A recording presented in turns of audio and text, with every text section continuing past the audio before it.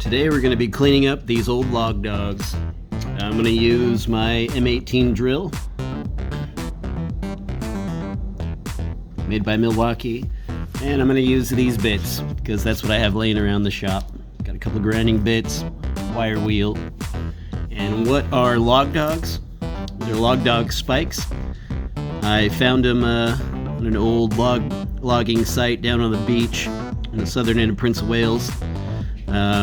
These had probably been laying around for 25, 30 years, and they're used for is you pound this end into a log and you run a rope through the eye.